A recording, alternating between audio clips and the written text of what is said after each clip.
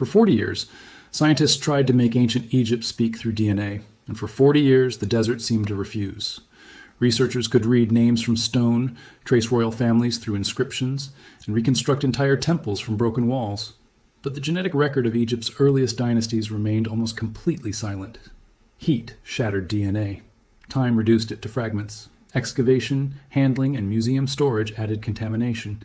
Even the bodies preserved with extraordinary care often failed to yield a complete human genome. Then one forgotten man, buried inside a ceramic pot more than 4,500 years ago, gave science what kings and mummies had not. He was not a pharaoh. No pyramid carried his name. No golden mask protected his face.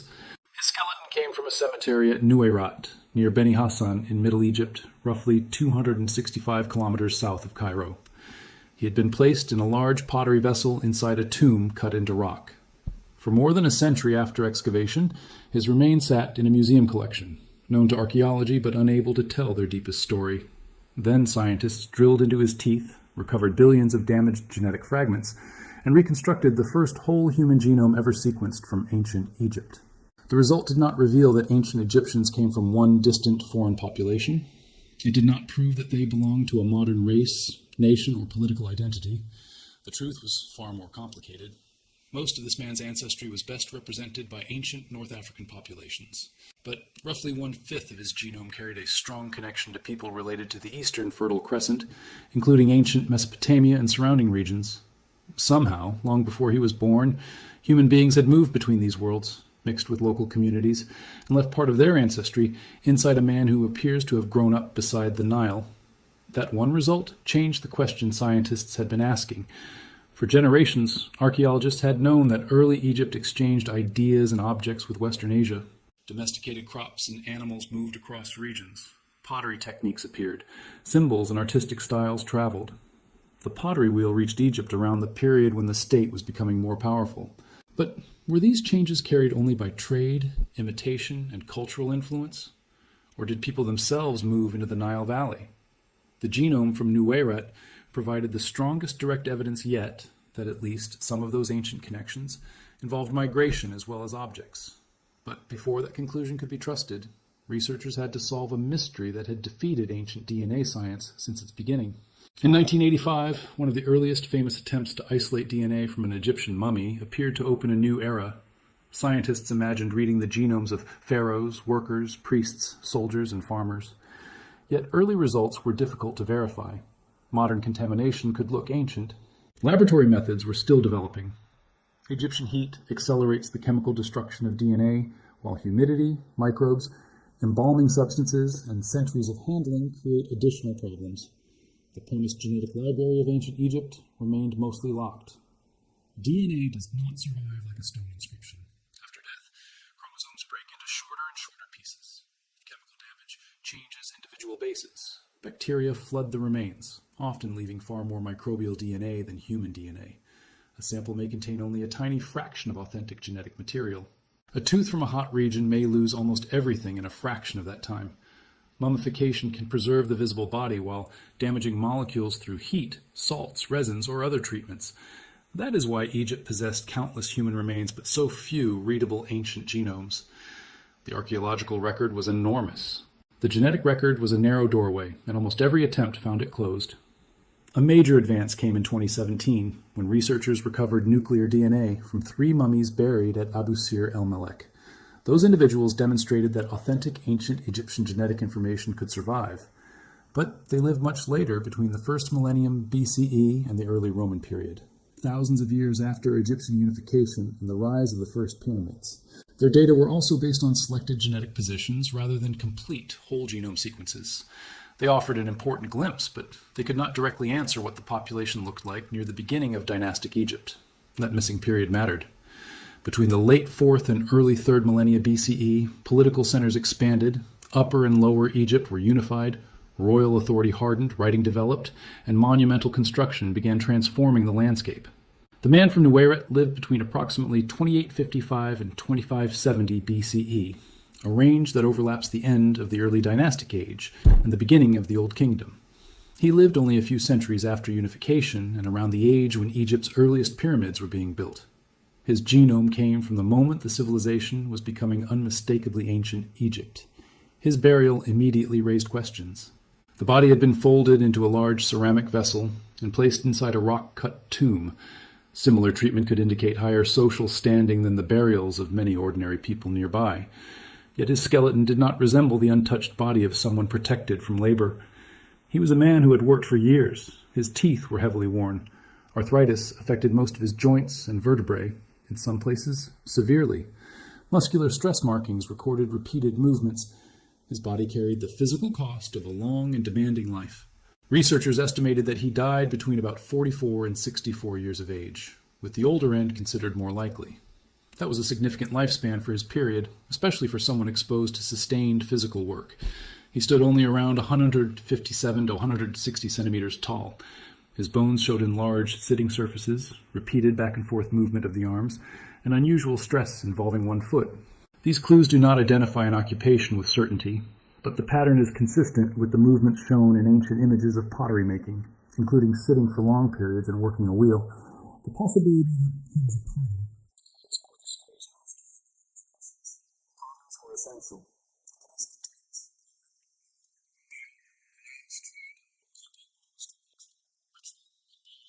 Yet manual workers were not normally expected to receive an elaborate tomb treatment. Perhaps this man was not a potter at all. Perhaps he supervised production, belonged to a respected family, or performed another trade with similar movements. Or perhaps exceptional skill allowed a worker to rise in status. His grave and skeleton seem to disagree, and that disagreement reveals how much remains hidden behind ancient social categories.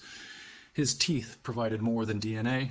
Chemical signatures locked into enamel formed during childhood and preserved information about the water and landscape in which he grew up. Isotope results were consistent with the hot, dry environment of the Nile Valley. This means the man was probably born or raised in Egypt rather than arriving from Mesopotamia as an adult migrant. His diet also looked broadly Egyptian, including plants such as wheat and barley, terrestrial animal protein, and possibly Nile fish or food grown on manured fields. The foreign-related ancestry was inside him, but his childhood belonged to the Nile. That distinction is crucial. When scientists say roughly 20% of his ancestry was related to ancient Mesopotamia, they are not saying one of his parents necessarily walked directly from modern Iraq to Nuwayrat. The genetic mixture could have occurred many generations earlier. It could have traveled through the Levant, across the Sinai along the Mediterranean coast, or through Red Sea routes. It may represent several movements spread across centuries rather than one dramatic migration. The man himself appears local. His genome recorded journeys made by ancestors whose names, languages, and roots remain unknown. To recover that record, researchers sampled 7 of his permanent teeth. They focused on cementum, a dense tissue around the tooth root that can preserve ancient DNA. Each tooth was carefully cleaned to reduce surface contamination. Small amounts of powder were removed, and the remaining molecules were converted into sequencing libraries. 5 libraries showed the expected ancient damage and low contamination. 2 were rejected because contamination was too high. The best libraries were then sequenced far more deeply, eventually producing about 3 billion pairs of raw sequence reads. Most of those billions of reads were not useful human DNA. Only a small percentage mapped to the human reference genome. That is normal for ancient material, where microbial and environmental sequences often dominate. The surviving fragments were overlapping pieces from different parts of the man's chromosomes. Researchers aligned them, removed duplicates, checked damage, estimated contamination. That means each position was read about twice on average. Far less than a modern medical genome, but enough for broad population history when handled carefully. The team then compared his genetic pattern with thousands of other people. Their reference set included more than 3,000 present-day individuals and over 800 ancient individuals from Africa, West Asia, Europe, and neighboring regions. Statistical methods placed the Nuwayrat man closest to populations from North Africa and West Asia. His maternal lineage and paternal Y chromosome lineage were also types found most often today in North African and West Asian populations, but those broad similarities were only the beginning. The real challenge was identifying which ancient sources best explained his complete ancestry. Scientists tested one-source models first. Could his genome be explained as belonging entirely to one previously sampled ancient population? The answer was no. No single candidate provided an acceptable fit. The best supported model required at least 2 ancestry sources, approximately 77. 6% was represented by people from a Middle Neolithic site in Morocco, while about 4% was best represented by Neolithic people from Mesopotamia. The uncertainty around each estimate was several percentage points, and alternative models allowed a very small additional Levantine component, but the central result remained. North African ancestry dominated, alongside a significant Eastern Fertile Crescent connection. These labels can easily be misunderstood. The model does not mean that this Egyptian man was literally 3/4 Moroccan and 1/4 Iraqi in the modern sense. Morocco, Iraq, Egypt, and their present-day populations did not exist as modern nations. The ancient Moroccan and Mesopotamian genomes are reference points, the closest currently available samples to deeper populations that contributed to his ancestry. Egypt itself still lacks genomes from many earlier periods. The true local ancestors may have resembled North African groups that have not yet been sampled. The eastern source may have arrived through an unsampled community closer to Egypt.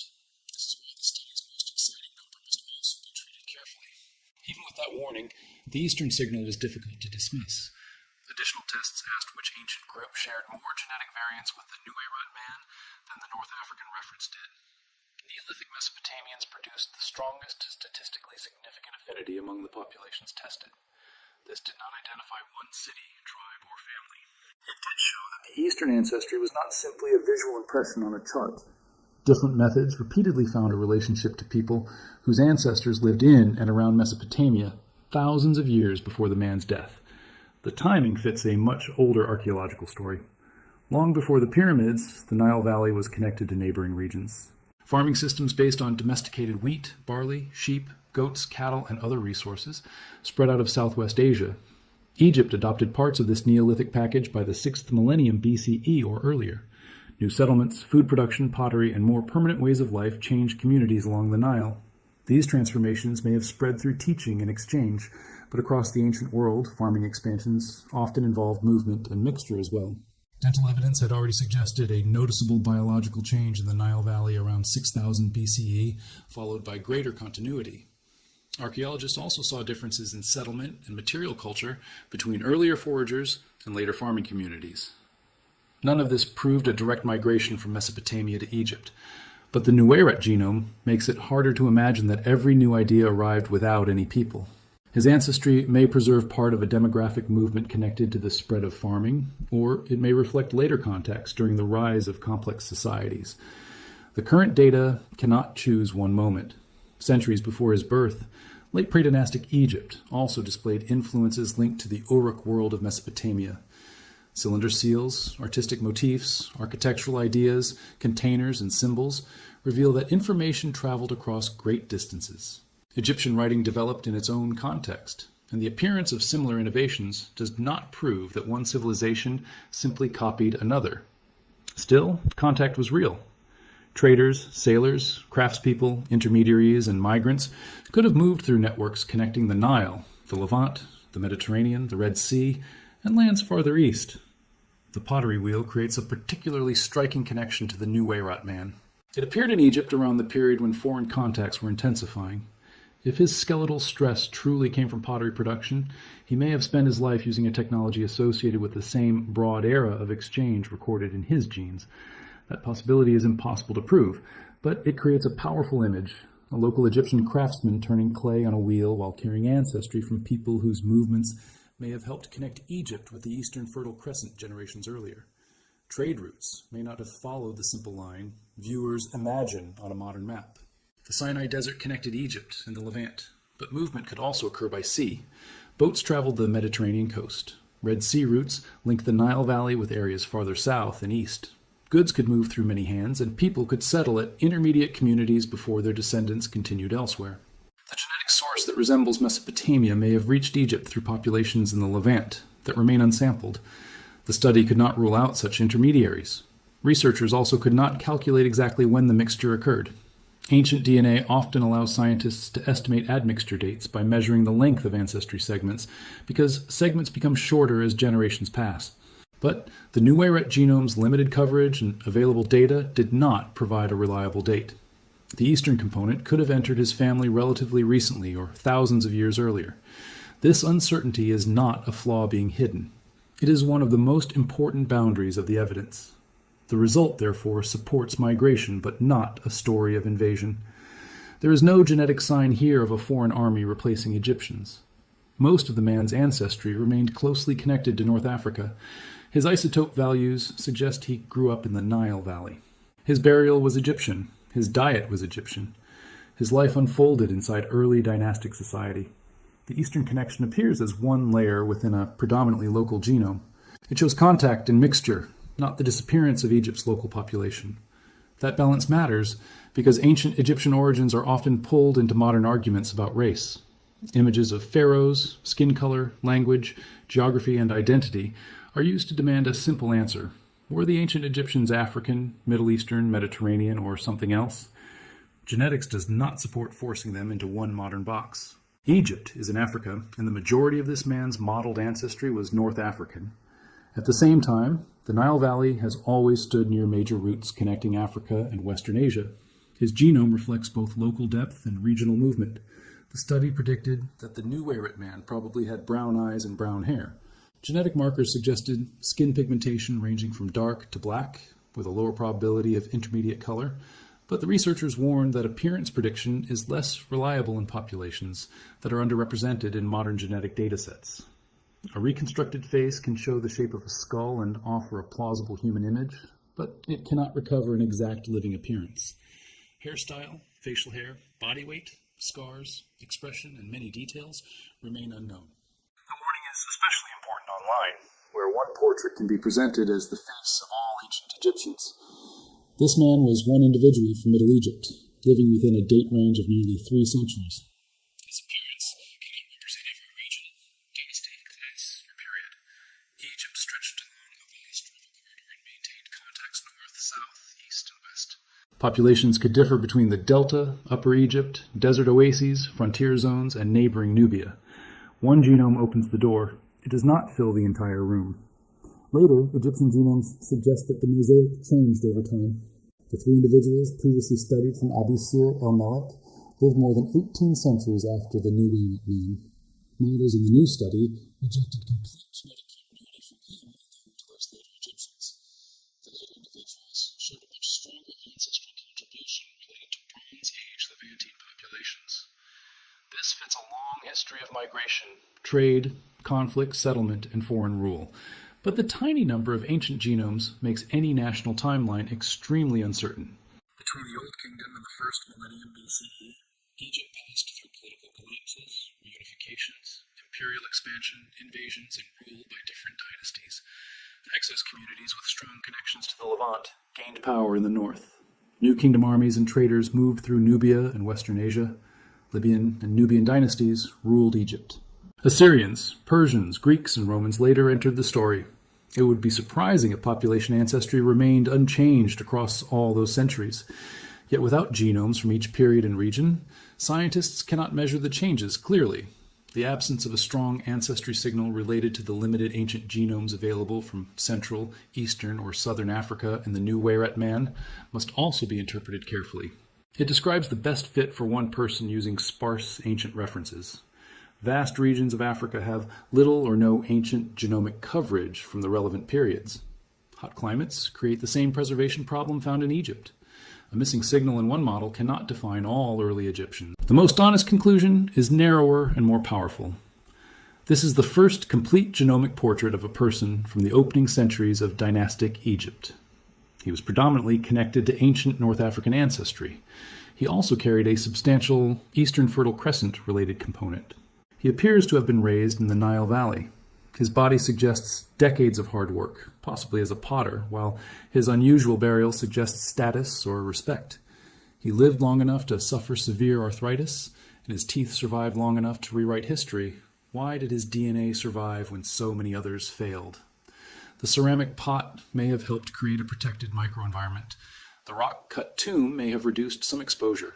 Tooth cementum shielded fragments better than other tissues. Preservation also involves chance. 2 of the 7 tooth libraries were too contaminated, while 5 carried authentic ancient patterns. Even the successful libraries contained only small percentages of human DNA. His genome emerged because the burial, the teeth, new laboratory methods, enormous sequencing power, and careful analysis all aligned. That success provides a map for future discoveries. Researchers can search for similar pot burials, target tooth cementum, and apply high-depth single-stranded sequencing to remains once considered impossible. Museum collections may contain hundreds of suitable individuals excavated long ago.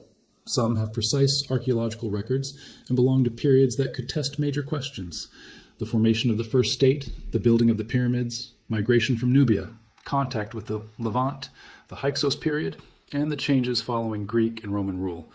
The man could never have imagined that his teeth would travel far from Egypt, or that machines would one day read his ancestry. To him, identity would have been defined by family, village, occupation, gods, language, and allegiance to the Egyptian state. He would not have understood percentages labeled North African or Mesopotamian. Those are modern tools for describing relationships among samples. His ancestors probably did not experience themselves as components in a genetic mixture. They were people moving through connected landscapes. Perhaps one ancestor arrived from the east and married into a Nile community. Perhaps many distant ancestors moved gradually through the Levant. Perhaps the connection began with early farmers thousands of years before the pyramids. Each possibility produces the same final image. By the time this man was born, foreign related ancestry had become local.